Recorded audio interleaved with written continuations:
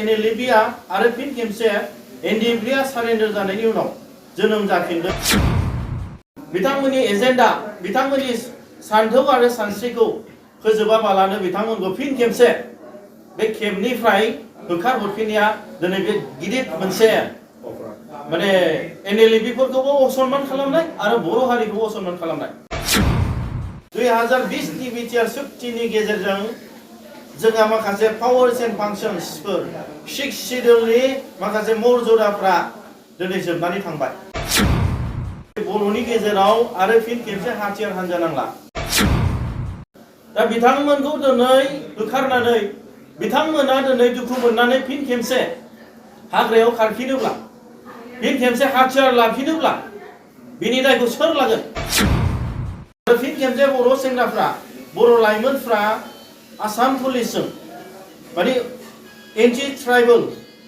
माने असमिया बिथांमोनजों हमै हमै फिन गावथारजागोन नामा? थांनाय 5 तारिखनि मोनायाव जितु आसाम पुलिसा जोंनि गौरां रिसार्च सेराव NLFB डिजाइनेटेड केम्प जाय NLFBफ्रा गोबाव सम सरकारजों सावरायनायनि बेलायाव सरकारानो बिथांमोनखौ बे सरकारनि न'मायावनो बिथांमोना दोनथ'दोंमोन। जाय हरावहाय बिथांमोना आसाम पुलिस दा विदाउट एनी प्रायर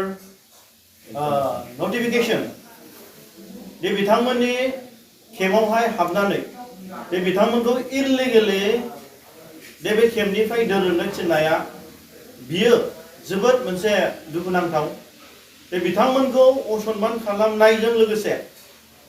बर' हारिखौनो बिथांमोना असनमान खालामनाय जादों। गतिके दिनै NLFB बिथांमोनहा बर' हारिनि थाखाय बर' हारिनि थैनाय थांनाय थामोन्थानि थाखाय आरो बेसेबां एक्स NLFBफ्रा जाय बिथांमोना जेलाव दं दाबो गवाखै आरो बेजों लोगोसे NLFBफोरनि रिहेबिलिटेसन आरो बेजों लोगोसे बर'फोरनि माखासे जे थांनाय बिटिआर सुक्तियावहाय जे माखासे दफाफ्रा बर' हारिनि थैनाय थांनाय बर' हारिनि जौगानायनि थाखाय दिनै गाज्रि मोनसे माने दफाफोर दं। बेखौ होबथानो थाखाय बिथांमोना फिन खेबसे हाथियार लानानै हाग्रायाव थांफिनदोंमोन। दा बिथांमोननि जि मोनसे प्रिन्सिपल्स एन्ड आइडियोलजिस बिथांमोननि जि सानथौ आरो सानस्रि बेखौ बिथांमोनहा दिनैसिमबो बिथांमोना फोथांनानै लाखिदों। आरो बेजों लोगोसे बिथांमोना जेब्ला हाग्रायाव थादों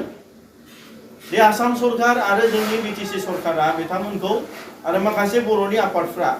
लेंहरनानै गोजोन मोनसे सावरायनायनि पलिसिखौ बिथांमोना बानायदों। थिगैनो दं गासैबो बर'नि आफादफोर बर'नि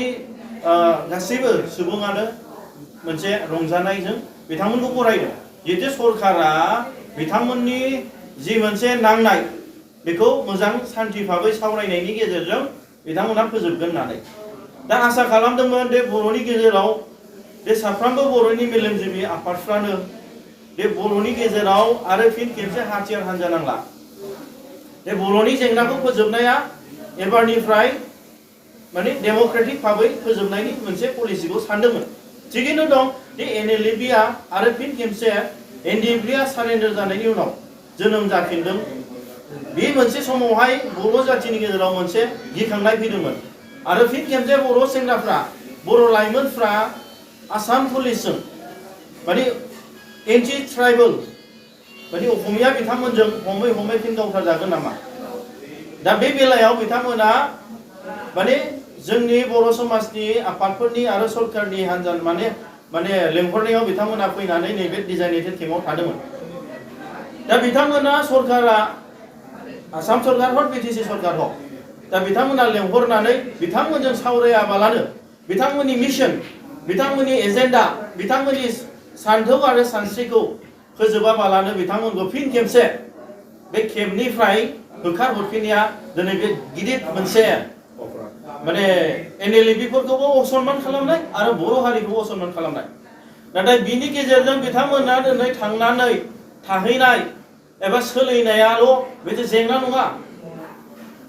दा बिथांमोनखौ दिनै होखारनानै बिथांमोना दिनै दुखु मोननानै फिन खेबसे हाग्रायाव खारफिनोब्ला फिन खेबसे हाथियार लाफिनोब्ला